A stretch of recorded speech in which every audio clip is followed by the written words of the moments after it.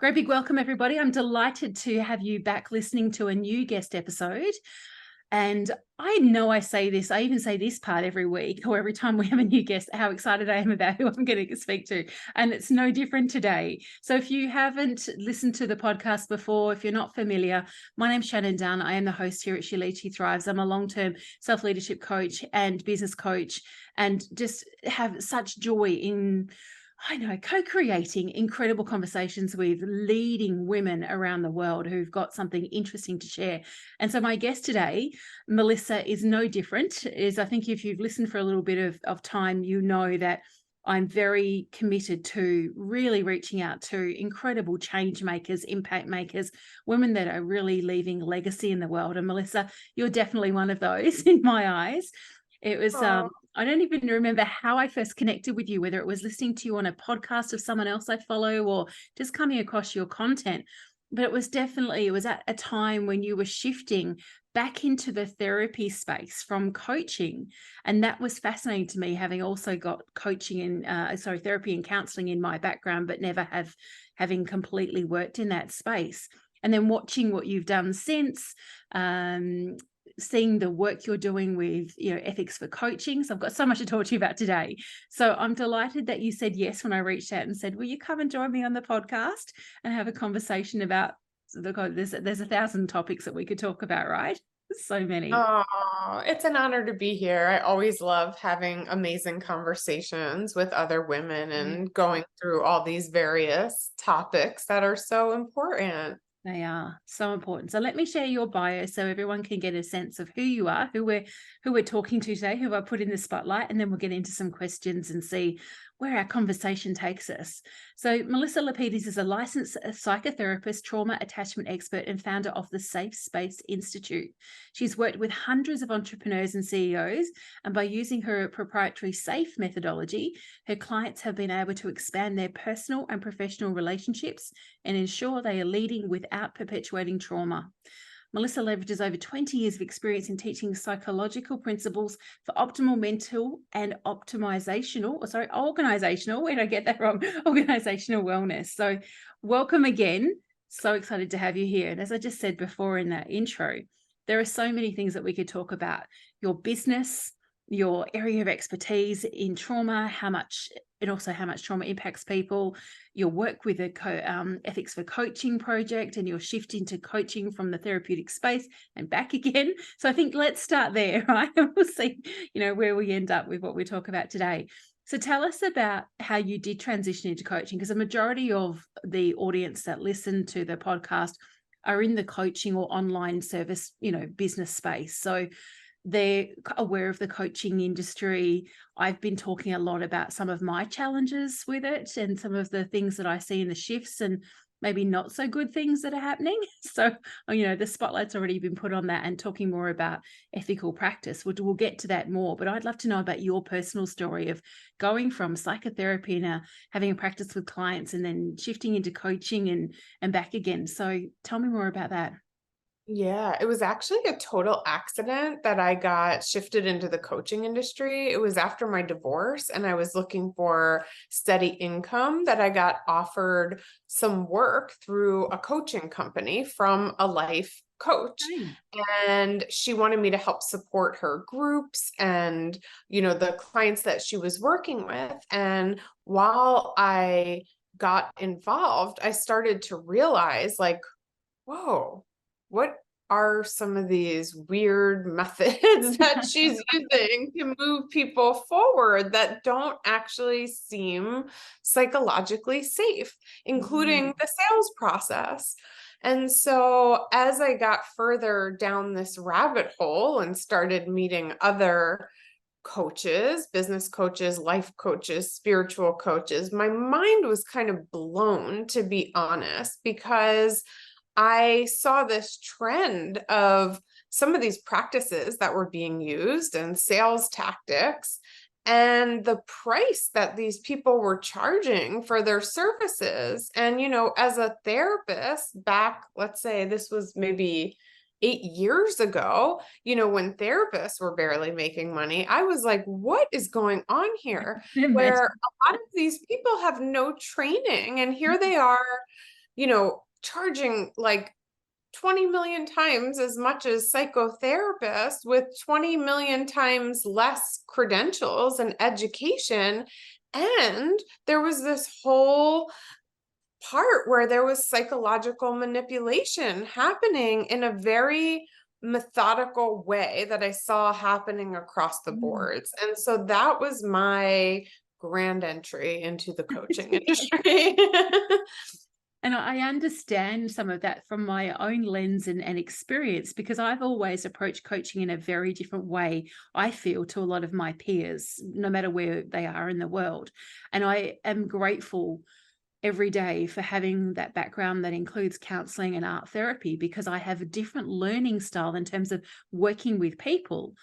And I don't know, it's probably the last 5 years. I've been coaching for a couple of decades now, but probably the last 5 years that I've seen a greater increase in entry into the coaching space and practices that just make me want to curl up, and I don't even know what to do about them.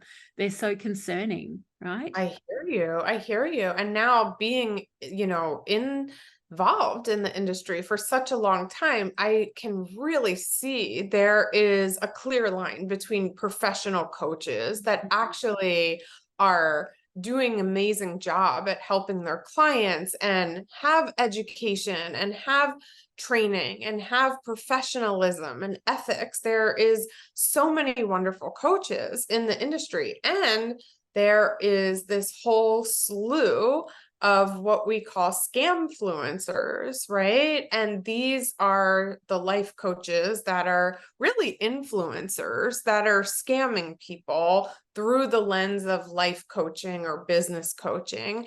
And it seems to be an epidemic that really picked up during COVID, which is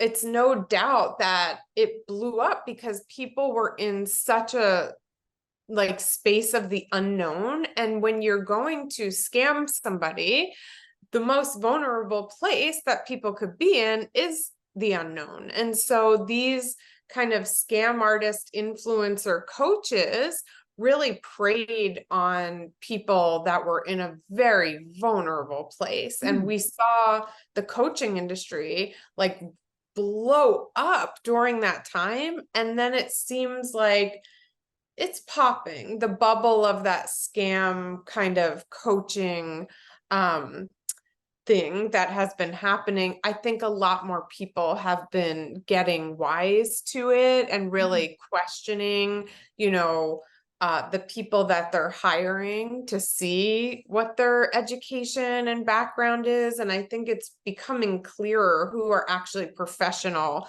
coaches and who are these scamming influencer coaches. Yeah.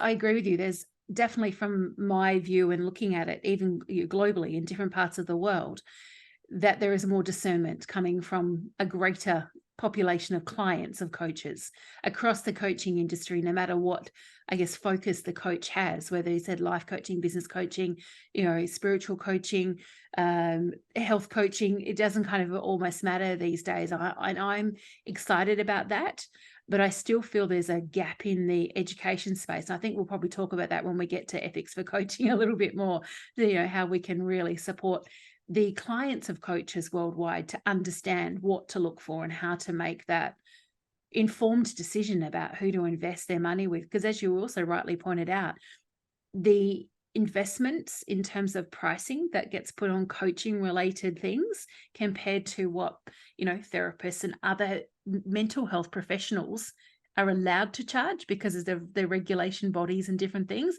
are so far apart. And that, has always sat in a very uncomfortable space for me as well. So there's so many things to unpack there. But what I'd like to talk a little bit more about now, after that intro, is around the area of trauma, and that's your expertise, trauma attachment. So can you share with us a little about how you came to focus on that? Like, how did trauma become your thing as a licensed psychotherapist, and a little bit of the kind of work you actually do in your practice now that you've gone more into your practice again and not coaching? Yeah. Well, the story of my life is very traumatic. So that's how come I was drawn to trauma. I didn't Mm, choose it. It kind of chose me. I love your mug. That is awesome. I'm a thank you. Wonder Woman fan. Yes, you so Um, those that aren't seeing Melissa and I on video, there is on the on over my shoulder, I oh have yeah, a shelf full of Wonder Woman paraphernalia. my hero, my Yeah. hero. So yeah, I had a lot of early childhood trauma, relational trauma, and attachment issues myself. And through my own journey of healing, I have, realized there's life on the other side of it. And it does take an awful lot of dedication and work to move through the healing that it takes to really repair that early childhood attachment and trauma. And I love to support people through that because I know what a game changer it is and how your life can really look completely different than it currently does when you're still perpetuating those wounds inside of you. Yeah. I think it's interesting that to me that trauma has become such a focus of the coaching industry as well. And I definitely noticed this as COVID, expanded into the world and all of the different experiences that people were personally and collectively going through. I felt like the coaching industry kind of jumped on the trend of, well, people are in trauma, so let's kind of focus on that. And that again was another flag for me, very bright red flag around the understanding the need to have such incredible professional training around working with people safely with trauma and Oh, what coaching even offers. And I wouldn't even, with the professional background I have, and I've shared this many times, I wouldn't refer to myself as trauma informed, trauma aware, yes, but I didn't receive trauma appropriate training in my counseling or art therapy. Yeah. yeah. So Yeah. how are And a lot coaches of getting people this? don't. Yeah, how are Yeah. coaches kind of getting to the space of having that, expertise, let's say in inverted commas, in trauma? So I'd love to kind of hear your thoughts around that and, how that was working for you, seeing that rise and everyone suddenly became a trauma-informed coach of some kind.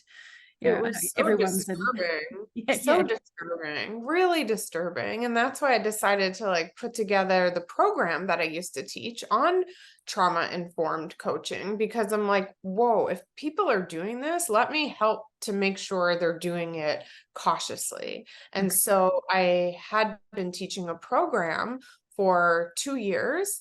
And what I noticed is a lot of these girls would come through the program just to post on their Instagram that they were in the program and then they would never show up. And so Okay. that became really problematic. And then I felt out of integrity myself, Mm, even opening that door. So my first thought was, let me help to keep it safe. And then I was like, you know what? Maybe I need to step out of this because I saw so many people that were actually using my name to say they were in the program, but never show up. And that didn't feel ethical to me. And yeah. so I have since stepped back from the coaching industry and moved into a different way of engaging in it, which is the Ethics for Coaching initiative, which is an initiative that I put together to help raise awareness for consumers in the industry and for practitioners to really understand what ethical practice looks like, but to also create a space where people could report incidents that they've had where they have been taken advantage of so that we could start collecting data to petition for laws to be changed, which is something that we're really advocating for. And we are also supporting consumers to find legal support. We have a handful of attorneys that are privy to understanding this scam that is happening in the industry. Also, the FTC, the Federal Trade Commission, is onto it now. There's a whole thing on their website Okay. around business coach scams and these scams that we're seeing a lot of. And so I have got an amazing group of advocates together, legal advocates, social science advocates, therapists, professional coaches that all really care about pushing this movement forward to get some real laws put in place in the industry so that this can stop already, because so many people have been financially and emotionally abused because of the lack of professionalism and the lack of ethics and regulation in the industry. Yeah, there's so much that's going on, and I think it's not that you have to have a professional background in either as a mental health professional or some area of, of your working life where you're aware of ethical practice, or even be an actual qualified coach and be aware of coaching methodology and how to actually work with people to see this and to sense this. And I find it's interesting, there seems to be a large population of coaches who are oblivious to what's going on, oblivious to the things their clients are even asking them about, the challenges in the coaching industry or whatever language they're using. And then there's a group of us, and I put myself in that with you, that are aware, interested to see what's unfolding and want it to be different. So I love that, when I can't even remember where I saw Ethics for Coaching pop up, whether it was possibly on your content on Instagram, where I'm most connected with you, and going, oh, this is interesting. Like, there was a big lean in effect for me of going, I want to know what this is all about. Even the name of it just made sense to me. And it's been interesting observing other content that gets shared and the debate about, well, what is really ethical anyway? How can we even decide what is ethical? And I love that there's a very open, from my viewpoint, from the Ethics for Coaching community, a very open approach to exploring lots of different things. And I think I may have mentioned this to you in our chats as well, in our direct messages and stuff, that I hope this goes global, because I know right now you're really honing in on the US and have connections and your resources are mostly there. But this isn't something that's just based in North America in terms of its influence of what's happening in coaching. So I'd love to know more about the I guess the ultimate vision over time for Ethics for Coaching. Yeah, I mean, some of the ultimate vision would be to transform the whole industry and kind of have a set of guidelines that all coaches could abide by and really understand where their scope of practice is. I know for therapists, it's really clear what we can and what we cannot do. Yes. And for coaches, there are no ethical guidelines. So we have written our own book of just, what we feel as a group of professionals are ethical guidelines. Now, they're not hard and fast rules by any means, but for any coaches that are wondering, what that can look like and why, we've given tons of examples and tons of resources on what is and what is not ethical. And of course, it's subject to be questioned and changed. And we are very open around that and accepting feedback on, what other people feel as they go through these ethical guidelines. And, we have added a bunch as people have brought up concerns, and we just really want to keep pushing this forward so that we can create, a structure for the industry where consumers can really feel safe. No, it's been great. I downloaded the guidelines very early on, sort of as soon as I saw them. It's like, again, the curiosity in me was sparked to say, well, what have they included? What's in here? And I found it so useful. And as someone who also has my own coaching certification, focusing on the Thrive Factor framework, which is my archetypal self-leadership framework, I am big on talking about ethics in coaching and appropriate practice and scope of practice and, actual referring on when you're out of scope and all of those kind of things. So it was really great to have that resource to share with my coaching community as well, and to talk to them about, why I was so interested, why this is important to me. I don't think any of them are unsure about why. I think they've heard me go on about it enough, but they've not come from the same professional background as I have. So it's not that they were unaware of the importance of ethics, but they just didn't think about it. And while they all have a certification with me, they also, I'm just trying to think of those in our community currently, they also have some other kind of coaching certification. So I'm not surprised, because that's certifications or qualifications have always been important to me.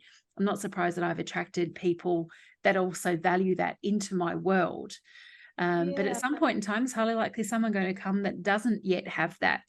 And that's another thing is like we really want to protect coaches that are practicing ethically, because a lot of these coaches that are not are ruining it for the whole industry and putting a bad name to amazing professional coaches that have been doing this for many years, and they're, out speaking them, because a lot of these people are marketing geniuses, but they don't have the credentials and the skill sets to actually support clients. And so part of the mission is to have ethical coaches be able to shine and not be, under the umbrella of these loud influencers that are pretending to be coaches and just Yeah. charging a lot of money for nothing.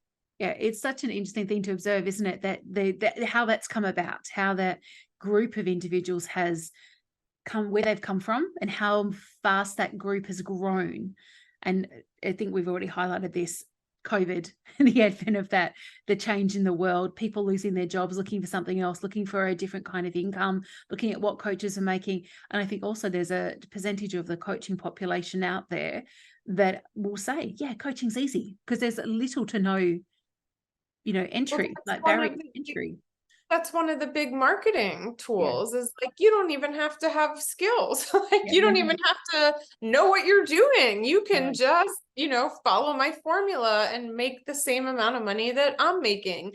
No credentials required. And it's like, oh my gosh, is this really happening? And then they're It is. opening the psyches of humans that mostly have trauma. I mean, most humans have some sort of trauma. And Okay. generally, the people that are getting attracted to this kind of, let's change your life really fast and make you a lot of money marketing are going to be the ones that don't have the discernment skills to True. really understand, right? That this is problematic. And that being said, I myself have fallen for business coach schemes, and a lot of other professionals that I know have fallen for business coach schemes, not as much life coach, but business coaching, because when you go to start a online business like I did, and I had no idea what I was doing, I Yes. did reach out to a business coach who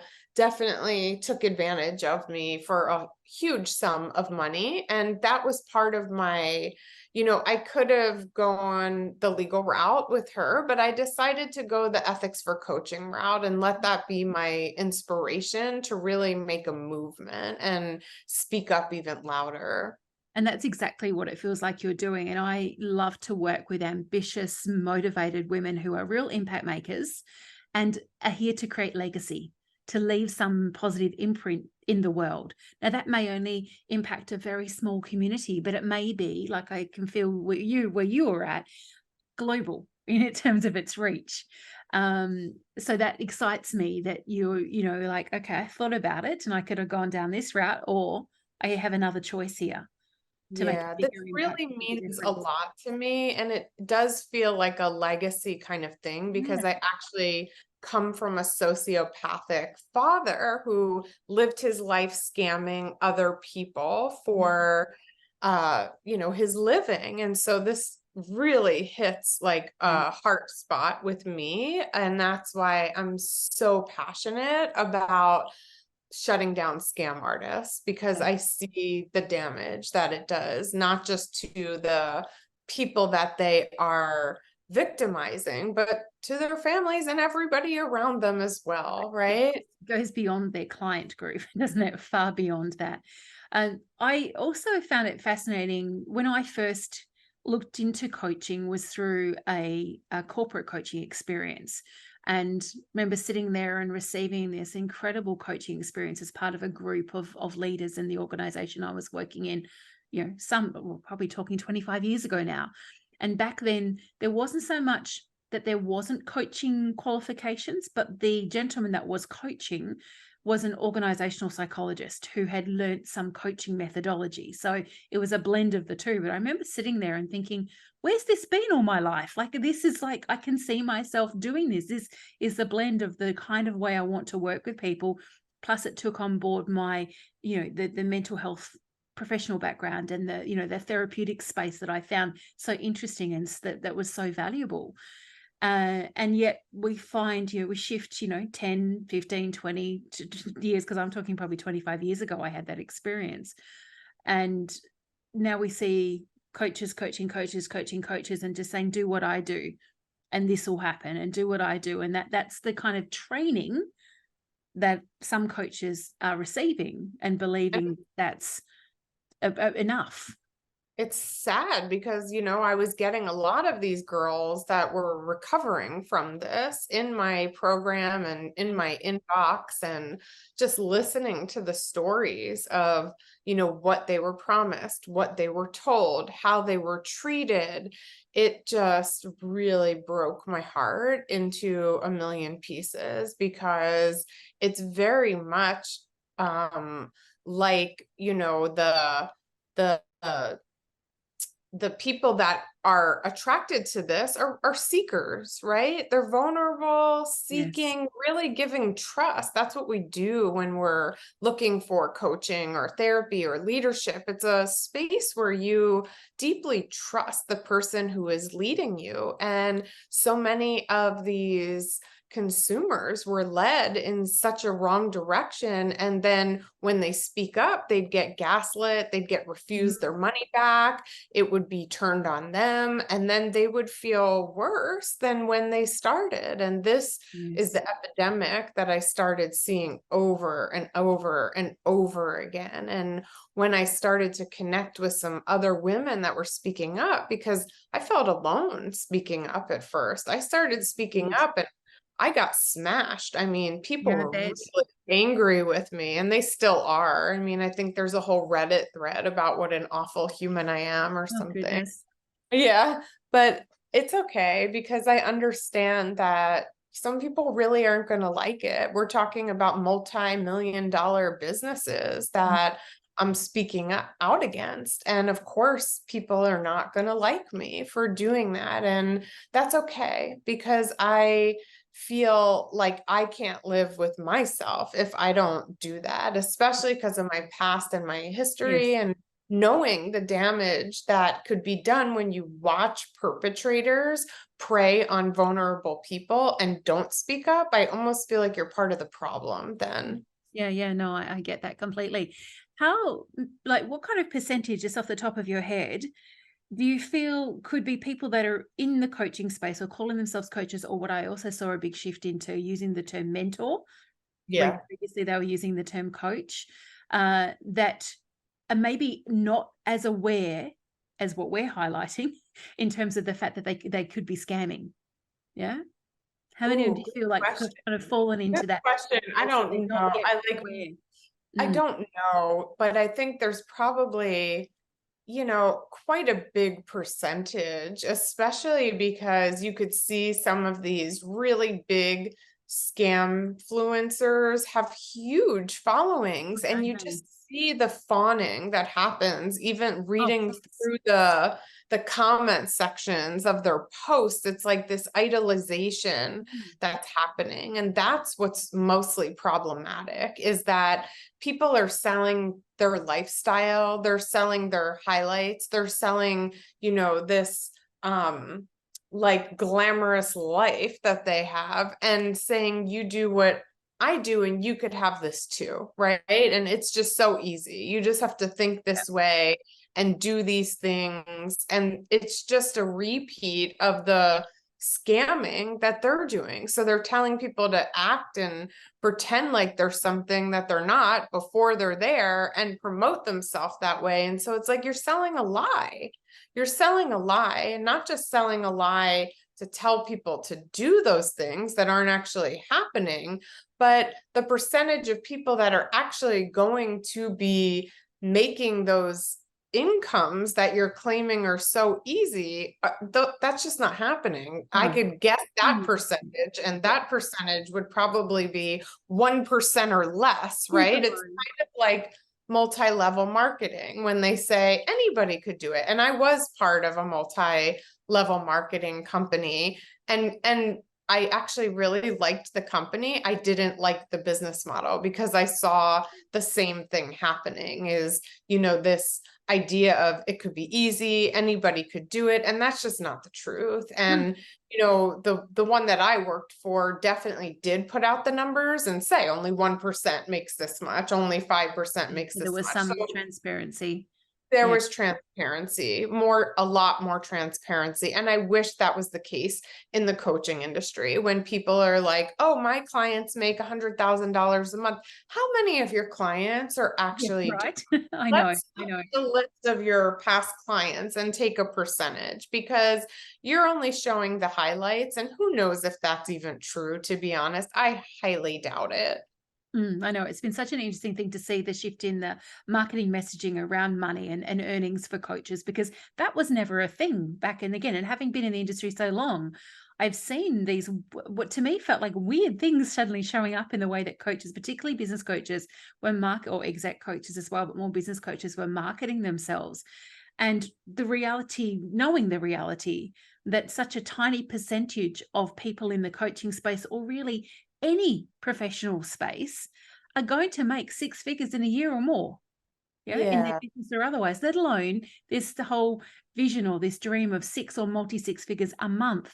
I find that fascinating that that's now become the benchmark, where I know that, say, even 5-6 years ago, if you were a six-figure business in a year, you were doing really well. Like, where do we shift from that as an annual thing to a monthly thing? It feels like such a you could do it with ease, just sitting on the Lean beach, back. being your feminine energy, right? In the bath. What was that?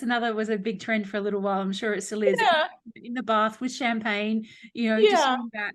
Just doing, barely anything. If we were to show some Harvard Business School graduates this idea, they would laugh at it, right? And then that's what these women are promoting. Like, you can't think like a normal person, which is all cult mentality. It is all brainwashing and manipulation and bringing people into magical thinking. So whenever we see people selling more money, it's a huge red flag. I wish I had a red flag in my drawer. It is like the biggest red flag when somebody's selling these get rich quick schemes to you. Red flag, like automatic red flag. Yeah, no, so much so. And because along with that, you can make X amount per month. I've seen a shift in many coaches trying to define themselves in terms of their point of difference. Is I help clients get to 5 figures or 6 figures or whatever, and often very specific. Like, I will support you, I'll coach you to get to regular, consistent 10K months, and and then it goes up to your 40K, your 60K, the 100K. It just keeps going on and on and on. And and also I did it, and I will share with you exactly how I did it. So you just follow the same thing and you will get the same result. That is a huge challenge for me. Not trauma informed. There's nothing trauma informed about that, because that's not taking into consideration people's unique and individual situations. And that was the same red flag that I saw in network marketing. So you're telling Sally and Jenny both, but Jenny is a single mom who is, on food stamps, that has no resources, and Sally has a following already of 100,000 people. And so you're telling both of these women that they have equal opportunity to create the same level of financial success? Absolutely red flag. Not acceptable, not trauma informed, not inclusive, not considerate at all. And it's actually so damaging to sell people that lie. Yeah, so much so. In the last couple of years, I have done some work with an incredible mentor around inclusivity, with a particular focus on leading a more racially inclusive business. And I loved being involved in the conversations about equity, which just makes me think about what you just pointed out there as an example, Melissa, where you have so many things being promised to individuals that all have a unique background that is got so many intricacies woven into it, that there is no way that any promise can ever be made that they will achieve any kind of, I guess, success of any definition, let alone all achieve that. So what do we do about this? And aside from, what you're doing with Ethics for Coaching, how else, apart from speaking up and being those ones that are putting ourselves in the spotlight for talking out about these things, what else can we do to start shifting, do you think? And really, so if anyone's listening and they're just, even whether they're already aware, like you and I have awareness, or their light bulbs are going off for the first time around, oh, wait a second, where do we start with this in terms of supporting ourselves and our clients that genuinely want to be working with professional coaches? Yeah, I think definitely sign up for the Ethics for Coaching newsletter and movement, and spread the word and spread the handbook. And I'm not saying that because I benefit from that at all, because it's been a complete volunteer experience for every single person involved. And you've all been very transparent about that as well, which I also appreciated, who's involved and the fact that it was volunteer, and, even investing in your own, financially to get things up and running. Literally. And we've been behind the scenes for a year meeting together of, just volunteer time, because we all feel so passionately about it. But I do think, just keep spreading the word and really, telling people and explaining the differences and shouting out the red flags, because it's so prevalent out there on the internet, and new people get involved every day in these kind of things. Oops, sorry, my FaceTime was going off. Sorry. I don't know why it's in my computer. But yeah, I think we have to just keep spreading the word and speaking up around it, because that's the only way that we're going to get the message out there. Because like I was saying, new people come in every single day, and we just have to keep advocating for consumers to understand what the red flags are and how to discern what is bullshit from what is actually going to support them in what they're looking for. Yeah, agree. There is such an opportunity, I feel, for those of us that want to speak out. And I am a big advocate for people trusting their own instincts. And if you feel like you want to ask questions or reach out and explore more, then people like yourself and the Ethics for Coaching community are a great place to start.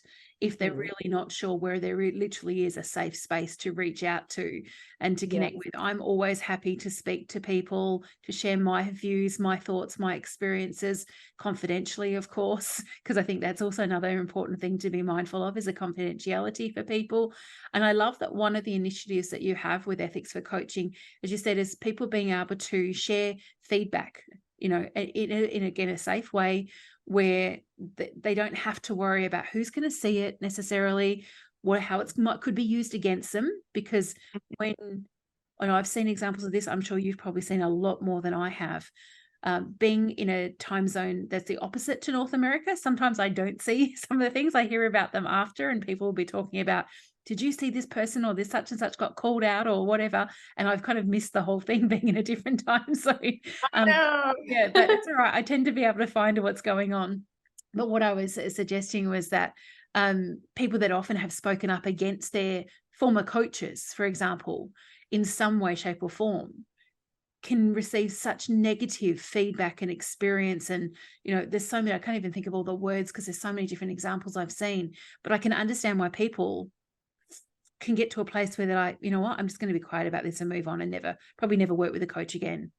Absolutely. Absolutely. When I actually addressed the business coach, she gaslit me and pretty much told me she dragged me all the way down the road if I started speaking up about her in particular. And so a lot of these people that start by addressing the actual coach, they get gaslit, they get threatened, they get bullied, and it could be really, really shameful. So they don't speak up and they don't reach out for help. And so that's what we wanted to be. Also was a safe space where people could anonymously post reviews of other coaches to support other people that were thinking about working with some of these coaches, because a lot of these girls have such shame around what has happened because they've been so treacherously abused financially and emotionally by these coaches. I've had some of my own experiences like you have, in terms of not, getting something I didn't sign up for, if you like, or not getting what I did sign up for. And I am very discerning about where I put my money. And I'm very, I'm the person that does want to have a phone call sometimes, and will go through all of the fine details you have promised, wants to see your terms and conditions. I'm that kind of a person. And I know that's not necessarily a norm out there. A lot of people, as you said, like they're jumping on the promises of, the get rich quick things, or whatever it looks like that they're enticed by. But the shame is a very real thing. And I know an experience that I had where it was the biggest investment I'd ever made, paying from, earning in Australian dollars to paying US dollars, which is what their currency was, meant that it was like double in many regards. And the financial impacts that went on for years because of that. And that there was a lot of shame for me that I had to recognize firstly, and unpack and understand. And it had a big impact on things like my sense of security, my sense of ability to trust myself, that I could actually make those really professional, incredible decisions about where to invest moving forward. Who can I trust? Can I trust myself? So it brought up a lot of different things. And you may have had those experiences with your, coaching. Absolutely. I felt ridiculous after I have so much training and I trusted this person, and I even fawned to her a lot in the beginning. And that's what she said, like, you loved the work and and that's what a lot of them do, is that they collect testimonials and they collect these praises in the beginning, because we do that when we are being abused in some way. We fawn. It's a natural thing, or they call it Stockholm syndrome, when you praise and love the person that's actually abusing you because you want their validation and their approval. And so I did that whole thing with this coach. And then I was so shameful about it, especially when she threw it in my face after I tried to address the things that I saw that I was not comfortable with anymore. And I sat in shame for a while before I even could process it or bring it up. And it really motivated me to create this ethics for coaching, instead of fighting her, because I thought about that, and that just didn't feel like it was the route I wanted to go. I thought there was something bigger that I can make out of it, and really propelled me to do that, which I don't want to say I'm grateful for the abuse or the loss of that money, because I'm absolutely not. I'm still horrified at what a huge loss it was, and also the other investments that she had me make that I'm sure she was benefiting from now looking back. Yes.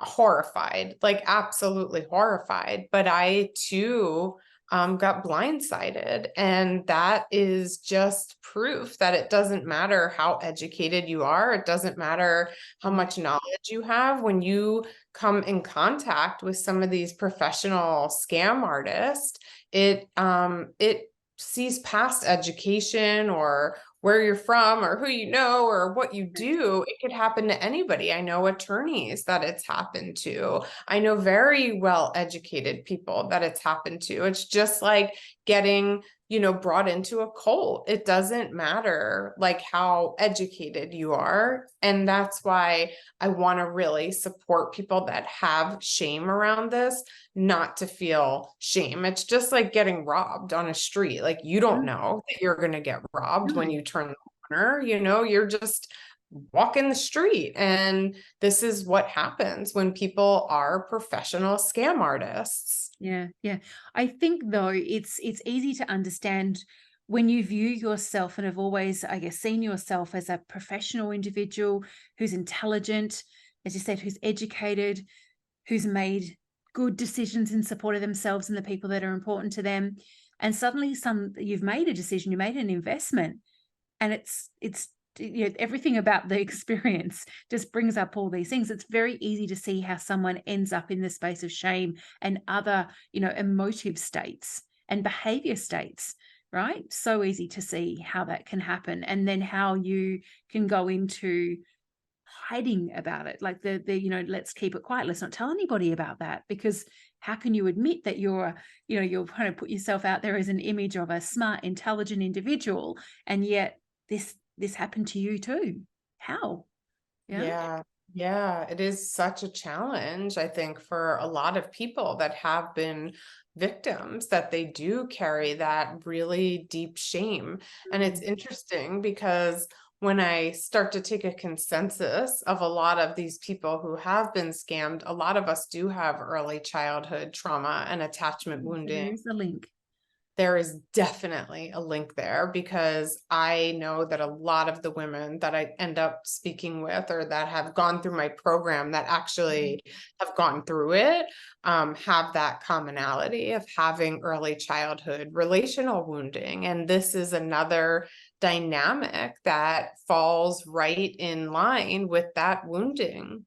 And again, that makes so much sense to me. But if there's someone who's listening to us and they're recognizing the shame that they're sitting with through whatever experience they've had with the coaching industry or some other kind of online industry or online service provider, what would you suggest is the first place for them to reach out to, or first thing to do, so that they can start to really shift the shame, Yeah. and hopefully you build a healthier relationship with themselves, with the experience that they had, and be able to, in some ways, you could say, turn it into a positive, not Mhm. ignore it. I think ignoring things is the worst thing we can do. But we're sitting through with the hat of the therapist here, what would you suggest is a starting point for people that are in that Okay. space?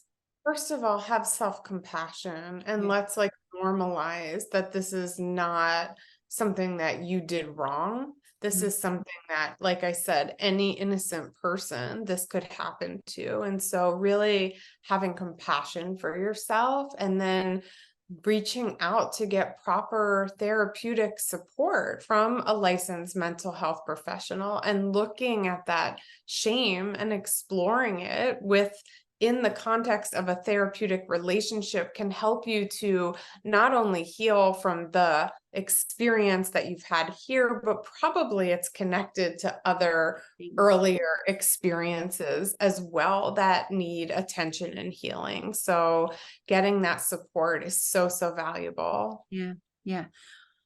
I see an opportunity for bringing in a model that is very prevalent in the therapeutic space of supervision into the coaching industry, right? And it exists in little, pockets around the world. And I have had previously a Sas Petherick, who is based in the UK. She actually runs an incredible group where they do focus on supervision for coaching. I'd love to know your thoughts on that, because it's something that I know I'm going to bring into my graduate community from my, but again, it's doing it with the right way, and not necessarily looking at myself as the most appropriate person to deliver that supervision, but people may not even be aware of what supervision is, for a start. So if you would like to share what that is, and then we can have a chat about how that could be a benefit for the coaching industry, as So well as first of regulation.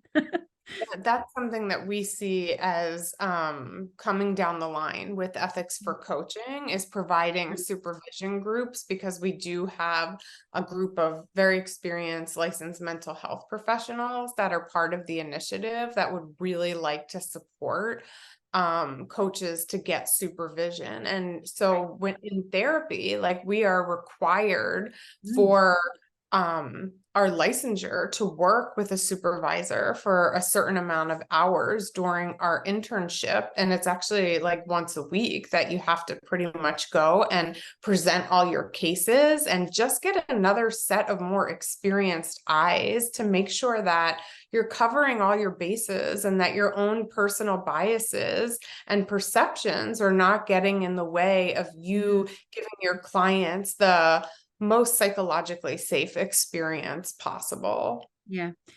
I, having become aware of supervision through my experience, mostly with art therapy more than counseling, I was like, and then I, in the coaching space, I'm like, why is it not here? Like, why do we not have something like this? You're working so closely in often very intimate kinds of relationships in terms of what our clients share with us, the things we can talk about, just even, with the predominantly focusing on working with business owners and being in the business coaching space.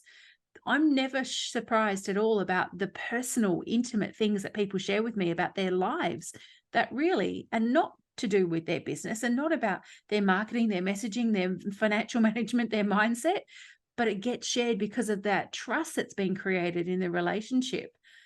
And I know that there are a lot of coaches out there that would have no idea what to do with the kind of things that can get brought to you. Have no idea what transference or countertransference is, which is such an important dynamic when we're talking about that kind of intimate and very personal relationship where you are being vulnerable with the coach. There is so much transference and countertransference that could happen and projections that we need to be aware of as leaders, as people that are letting people open vulnerably in a space with us. And this is the kind of stuff that we do explore in supervision, and why I think also that it is so necessary for coaches to be required to have supervision. Yeah. I feel I kind of know the answer to this because of the way that you have, initiated your ethics for coaching. But do you feel like there is a possibility that we can make the shift collectively to, a more ethical coaching world where our Of course. clients Of course I do. I think the Yeah. next 5 years are going to be really transformative in the coaching industry. And I do see that laws will be in place eventually through the state and the federal laws, and hopefully in other countries as Very much well. That, so. Yeah, I yeah. know that it's not just that things sort of kind of happen first in the US, but in this space, I think coaching has been so prevalent in the North American market for such a long time, longer than other parts of the world. And it's not that the rest of us are behind, but we haven't had their same history in terms of coaching as a way to work with people. So if you're all going to lead the way, I'm here for being part of it and seeing what we can do to influence. Because again, the other thing that coaches can be anywhere in the world, like the digital nomad thing is such a huge thing as well still, and I don't think that's going anywhere. So we work with clients who are based in so many different parts of the world. And another whole conversation on another day, but even being mindful of the different legalities where your client is based and where you're based could be very different in terms of what you have to provide in terms of a refund policy. Yeah. Absolutely. So there's so many different things to look at. It's a big complex thing, but at least we're making changes in that now. So I could talk to you all day about this, Melissa, but I'm going to get to some questions now to sort of bring us back into getting close to a wrap up for today. So I'd love to know now, what role does leadership play in your life and business? Yeah. I think that, I have learned a lot about being a leader in the last 5 or 6 years, and I've been humbled to the core. And I believe that a true leader is humble in a lot of ways, and that it does take, this person-centered approach to be a really strong leader. And so a lot of times the loudest person in the room actually isn't the best leader. It's, the most observant and attuned person in the room that often makes the best leader. And so for me, I've had to really get my butt kicked in a lot of ways to get that lesson honed in on for good. Yeah, I love it. I also appreciate how the definition, say, of leadership from my perspective and from what I observe is changing. And Mhm. I think it's for the better. As you said, it's not just the loudest, most dominant, bossy, organized, whatever person in the space. And that also there's been a shift from leadership being an external thing about just leading others to also recognizing that space that I love to be in, self-leadership. And, well, and I think that the quality of us as a leader externally is a reflection of how we are connected to our own self-leadership, right? Absolutely. And I believe, the person who makes a great leader, like you're saying, is the one that could stay emotionally regulated in the toughest situations and not really get knocked around. And that even, people that we look at as leaders that we think aren't getting knocked around oftentimes are, or they're leading from their trauma, from having to be validated by the external world. And so I really like to see that shift in leadership. I think it's got so much benefit that's just going to keep rippling out positively for such a long time, hopefully forever, which is great. So the next question I'd love to know your answer to is, how do you know when you're thriving?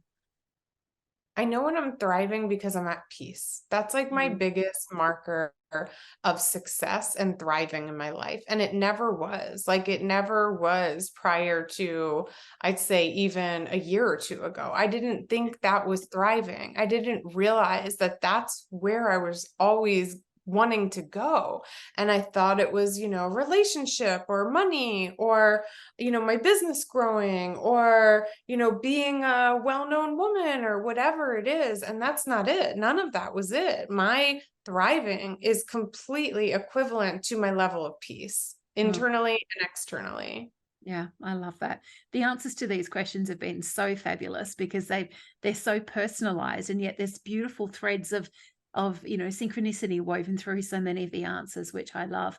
And definitely a shift, having talked about these topics for such a long time in my business and my work. I've definitely seen a shift, as you said, like with regards to thriving, away from status kind of measures like money and having the right relationship and house and family and all those kind of things. And if I don't have those, then I'm not a success too. But how do I actually feel? Peace, Yeah, content. Yeah, so good. yeah, it's Yeah. everything.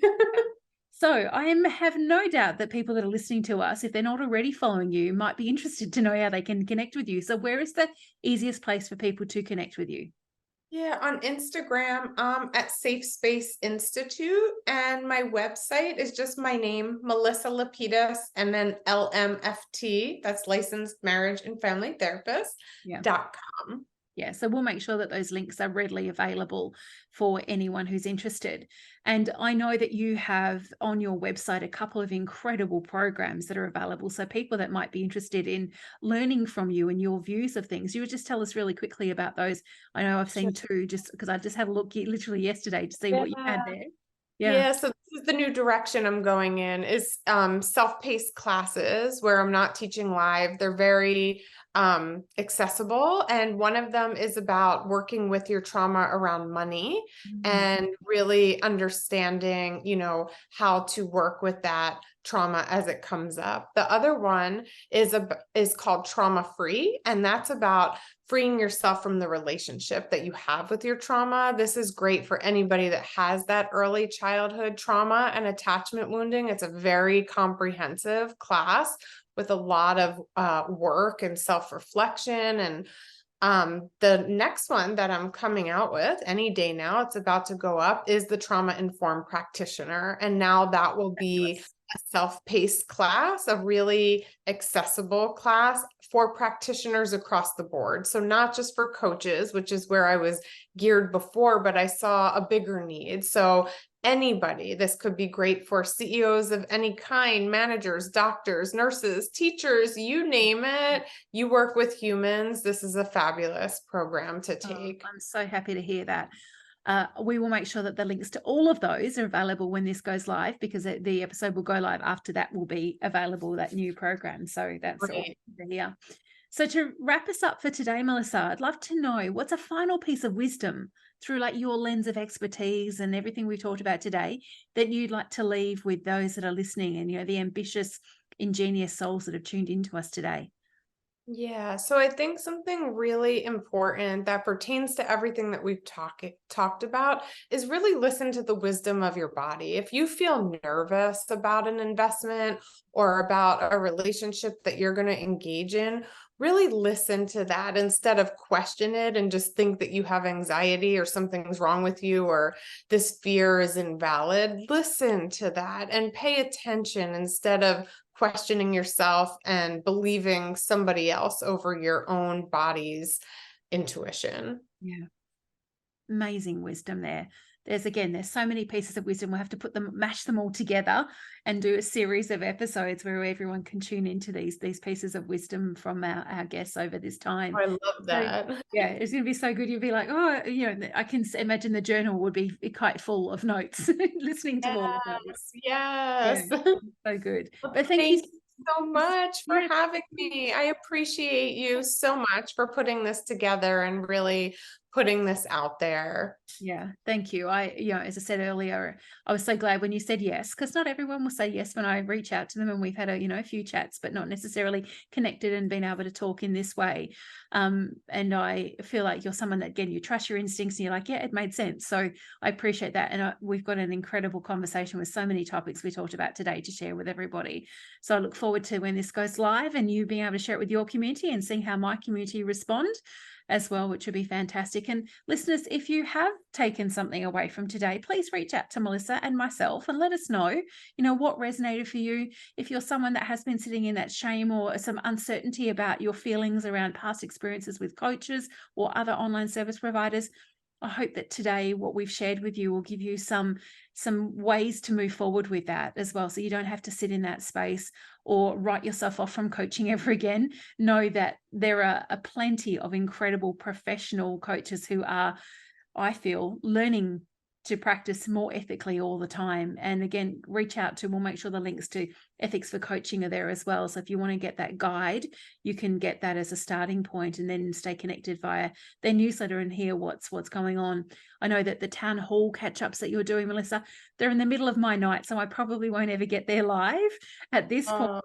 But at the same time, to see that you're doing those and having those conversations and seeing the team involved in Ethics for Coaching all getting on board and sharing has been something that I've really appreciated from this perspective. So keep up that work. I'll keep cheering from Absolutely. You'll afar. get the replays. If you're on the email Yes, list, you'll get yes, the replays. yeah. Great. And one day, you never know, I'll try to be there live so I can actually be, part of the conversation, which would be We fabulous. would love to have you. That chance also to really stretch this to a global market, which is so necessary for the benefit of all of us.